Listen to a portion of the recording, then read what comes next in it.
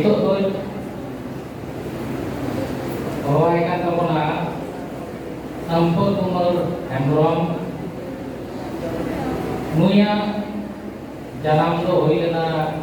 Ingreji March 12, 1987 aku do Burma Dakwa do Noa Pahan Police Station do Sundorgor Disipur Dakon Ai Baba Yutung do ikana Sam Hembrom Ai Gos Aywa Yutung do ikana Bongga Kalai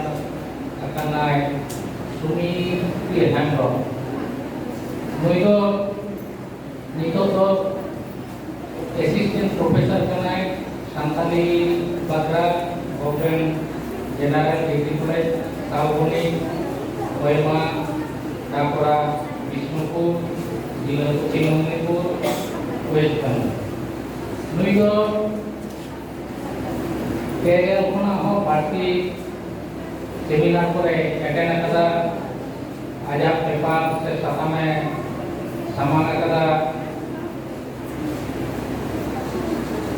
Konro se Gemor na ajapti awareness program orang materai Barot kenal japti awareness se jangan sote tunota kata ona do hek kana maji bargana mau dikate sebuah support muya Bui itu melakukan siapa akan daya Bulu itu kenal Santali Parsi Saes Hukum Guru Raja Tero Tapore Sanggar Patuan Sanggar Patu 2018 Model Santal Village 2020 Noa ko iwasne sochen ototona se ona somonde abo ko aru kera ona baka atu na ikut ayuk da onka dia satam se kana igna koileira ageleya aro okto kato dia ma beli kabamne sampot kuma nambo guru yang kumar nambo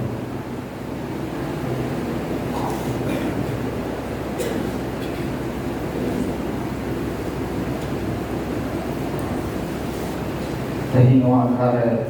Jangan tinag Marang ko menakya Buat nagadapan rekor dewa Perhol kusubi ko niya Dulu di jala pekata Saha ko yang kene Sahitya Academy Ministry of Culture Pata kam Naharo tenore daun ko matinya Sampai Omolya daun ta Harsilan ko yang harsilan Indona Unse Teri lorek tamona Cestain Dari khato Tengah ror ya Hik Nakaka begin kana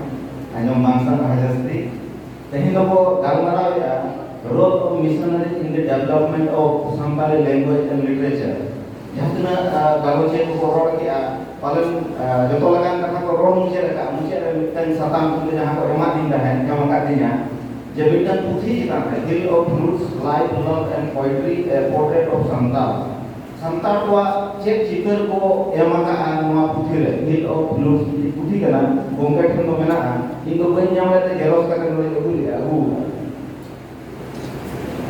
Noa putih tu orang WG Archer Omke WG Archer Community Administrator tahe kana. Uni tu na sampai pakar itu baik tahe kana. Jepun British ko abu disomber ko raja tahe. Un समय maintain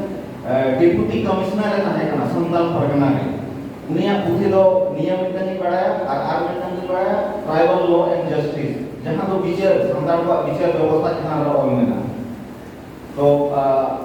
इन्हें कथा तो बास भाग भी लोटा होना पुइलु तो नवा पुथी चेक को मेना बड़ी नासे धरा कारण नुना सना पुथी करना जहाँ तुना कमी लोटा होना समय बाय परमिट ता होना दोसर तो मुझे रे ये नवा ये नहीं अब जहाँ वो चर्चा है तो तेहन की अब सुधु मिशनरी को चर्चा लगी तो वो है क्या ना से नोड़े को मिल बात कथा वो चेलो आज अब वो नुकुर टेंशन चेक को चेलेना Jadi bawa cek na, tahle menamo na hora ne झंडा को कोहे जगह उनका कबांग abo किछु कथा को चेदोआ जे आबो ने तो चेक चिका लगती केना नुकु ठेन कोन चेक को चेदोआ आको जेको हेड ना मिटन प्रोपोजल के को हेड ना मिटन उद्देश्य का के को हेड ना मेन खान एंडे रो किछु नंकाना को कमी होतो का ते हे बकन उनको बकन आबो रे दुरुप ना लगती दो बाय पड़ा हुआ चला आबो बड़ा गया तो जे उनको तो धर्म प्रचार हेड ना और इन जहां को एमा का दिना उनी मा आबो दिसो रे शासन हेड ना इन उनिया कथा चिदा हे चर्चा मेन खान ओना मध्य रो किछु गन कथा नंकाना मेना जहां दो आबो चर्चा ना लगती पड़ावा का कोना नोआ पुथी जहां काना ना हिल ऑफ फ्रूट्स नोआ रो सांतार कोआ जहां चित्र रे साब रखा बगा डब्ल्यूजी आर्चर गोंके सांतार परगना उन समय जहां दो आजा काल दो ताहे कना 1942 1942 को 1946 उन दो मने डिप्टी कमिश्नर ताहे कना और ओना सामने मिटे स्पेशल कमी को चाला देता है जे सांतार कोआ जहां विचार व्यवस्था में ना आको चे लेका को विचार ओना बारे ते हो पूरा में ओना खातिर जे नोआ तो साब आका और आज जहां ओला का इन जहां तक पढ़ाओ दिन बुझो गया एडमिनिस्ट्रेटिव पॉइंट ऑफ व्यू दे ओला का अब जहां का वो चर्चा या मीटिंग व्यू ऑफ एंगल दा होता है ना जे नोआ तो साहित्यिक दिख थे नोआ तो सावतार नाम दिख थे तो आज जहां कथा निया गया उन तो जेने तो मीटिंग एडमिनिस्ट्रेटर के ताहे ना ओना का आज प्रतिटी कथा एडमिनिस्ट्रेशन लेका से ऑल मेना चे कथा को ओला का उलुन मा ओला कथा ओला का संतार को मोडे को ताहे ना नुकुआ तो मंकाना को नुकुआ वर्ल्ड वाइड जहां व्यू कना ओना तो नुमा कना अरे काटो ना हिरोड़ी आ जल्दी पे बोलो जे कन के गरी जल्दी आ इन पोरे मिटन अड़ी मन पॉइंट रोडे साथ रखा बका जहां तो होय तो उन सोलर को गई रोडे या जहां तो आपको सिंगरे रे वो चर्चा है सेक्सुअल लाइफ ऑफ कोड़ा कुड़ी हुआ जहां नोआ रेना कथा प्रतिटी अड़ी चैप्टर रे नियल किया ओना को के और मेना जे संतार कोड़ा कुड़ी को तो नोआ लाइफ तो तको ओका लेका कथा को बापला परे उनको जदी बिना बापला ते जदी गिर आयो आय खान चेक का जहां आबो जतो तो बड़ा है जहां को क्षमता सला से विचार व्यवस्था सला जोपड़ा मेना ओना कथा को मेना अतु रे ताहे लेन खान को उनको दुलर छे लेका हुईबा अतु फोन पायरे उनको अच्छे जायगा को एमा का को दुलर बकरा उनी सोरा का आगे संदर को तो छाता पता करे को चला मंडे मता को ओना दुलडी प्लेस करना मतलब पुथिर ना कथा करना होय तो खरा बुझे रे हो जेहेतु नोडे ना कथा लई को मेन का ओना लगा तीन लेगा अब तो आरो जहां पता पर को मेना नोडे का को प्लेस करना नोआ कथा को नोडे तो ऑल सोदर मेना किछुगान कथा जहां तो एकदम ऑब्जर्व ना करा ओका कथा हो रोड गिडी लो बाय रहा उनी तो ऑब्जर्व का जे नुई सोरेन से नुई मुर्मू नुई सलाते नुआ घटना घटाव लेना इने पूरे चेक चिका लेना जदी को मेना मिटन किया ना हिसाब लेखा जे सांतार तलाले जदी मिटन पूरी बिना बापला तके गिद्र आयो लेना जदी सांतार तलाले हुई ने एनखान चे लेका को बिचेरा जदी दिकु को तलाले हुई बा एनखान चे लेका को बिचेरा नोडे मिटन उदाहरण है मिटन तुलुक सला हुई लेना घटना उना घटना तो उनी आयो और दो फसी का गज हुई का जे सुसाइड लिया ना प्रतिटी जिनिस दुनिया ले पूरा रिसर्च आकार कथा को करना ओका हो ऑलरेडी से रोड रेडी कथा तो काम करना मोर एडी किछु के चेदो रेना मेना इनि मोने ना अब एडी जस्ती ओरे बांग बोलो करते मोर ना जहां कथा एहो किया अब उपरुम फोन अब लाइलाचार रेसलिन ना आजा एडमिनिस्ट्रेशन पॉइंट ऑफ व्यू कोड़ा कुड़ी को दुलर ना जहां कथा मेना जहां तो एडी जस्ती को बोलो ना एकदम सिंगरे से कथा चला उनका तो बाबू चला इन पर मुझे रे अब बहुत कुड़ी ना कथा मेना अब बाहा सोहराने से लेकना कोड़ा कुड़ी को मिलुर ना कथा मेना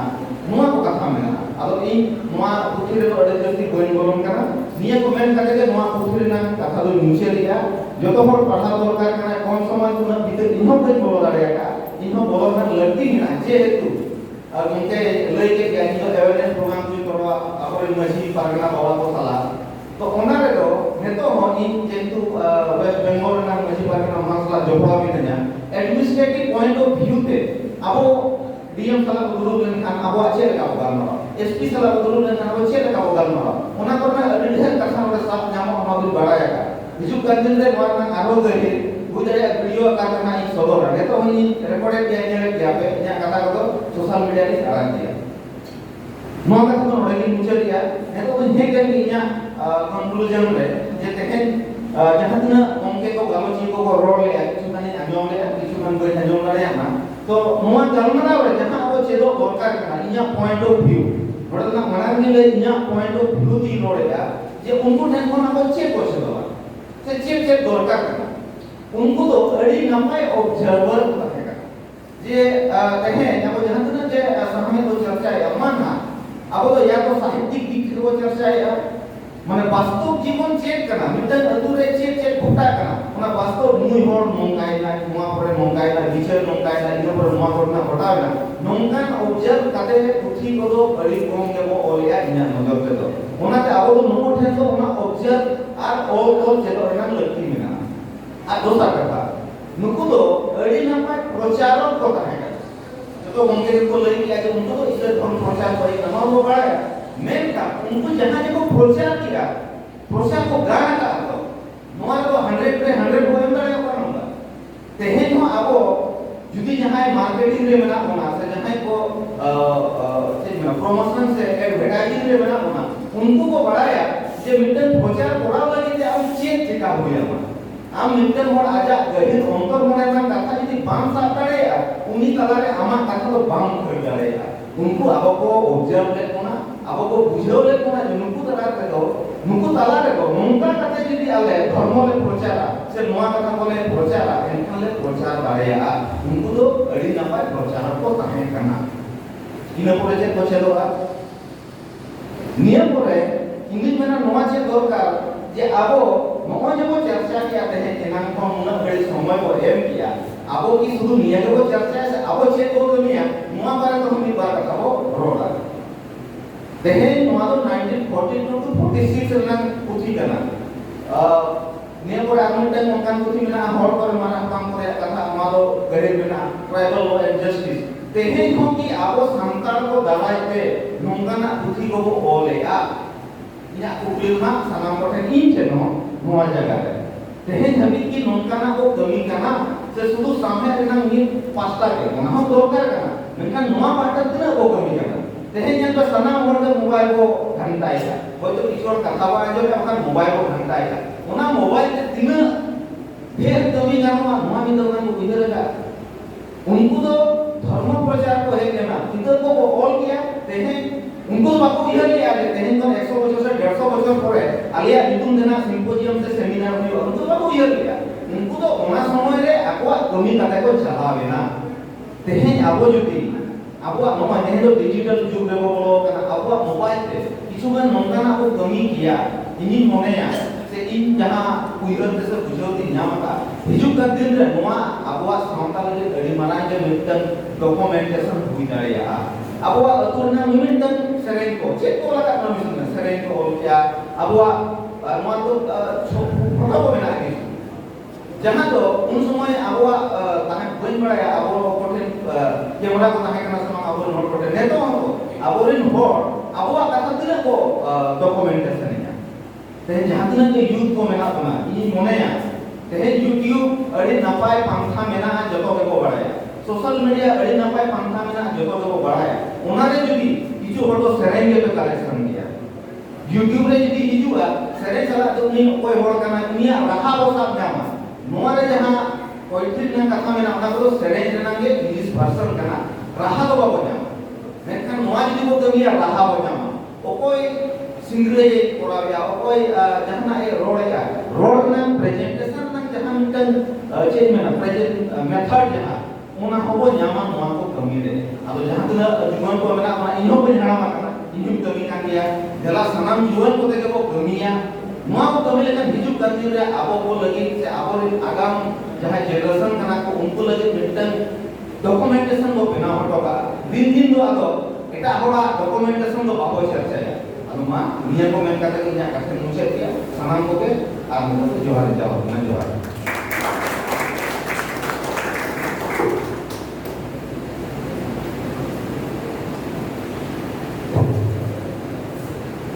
Hadir sarau untuk dia memperkenal dan orang aja satamai legend dia apa kata ho awal itu jadi laki kena ᱚᱱᱟ ᱯᱟᱦᱴᱟ ᱦᱚᱸᱭ ᱞᱟᱹᱭ ᱠᱮᱫᱟ ᱵᱮᱥᱤᱨ ᱵᱷᱟᱜᱽ ᱜᱮ ᱯᱟᱞᱮᱱ ᱠᱷᱟᱱ ᱚᱱᱚᱲᱮ ᱠᱟᱹᱦᱱᱤ ᱥᱟᱸᱜᱟ ᱠᱟᱹᱦᱱᱤ তর্জমা সহের নংকানাক কোন ইয়েরা অলেগা মেনখান নওয়া হon লাকতি kana মিটাং সেরেঞ্জ যখন বলে ওনা সেরেঞ্জ না রু চিন্তা ওনা সেরেঞ্জ না চেত kana দং kana লাংড়ে kana বাহা kana সহরাই kana ওনা হon অল লাকতি সাথে যারা documentary recording talate kon rol na recording talate kita hepa saya dalate na ro tule joka gata kata punya dari apa kan mikir haknya karena program to atau kami aja yo hari kahit sapam nang mo iko atau udah party ida waktu ho banua kali ajong iya student ko bakra noy jahan sakam baya tin gawra min tauna ari tang sakam bae dia bae kan tauna nono sakam chetan re judi midbar jana ke barai kana se kupli ari short mitan ki bayagan kupli jadi jare ka kamera kan ma boile kata ke mungkin hoiba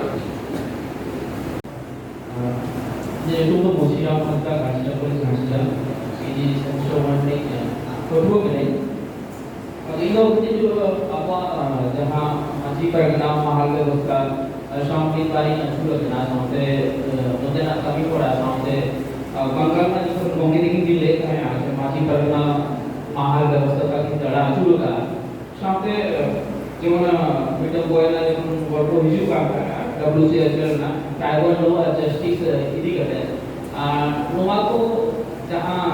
माजी प्रश्न व्यवस्था जहाँ बंगाल में सोच रहे हैं से tribal लो जहाँ ये का उना कुछ बड़ा ना मोने में ना जिसके नापा से वो कुछ ना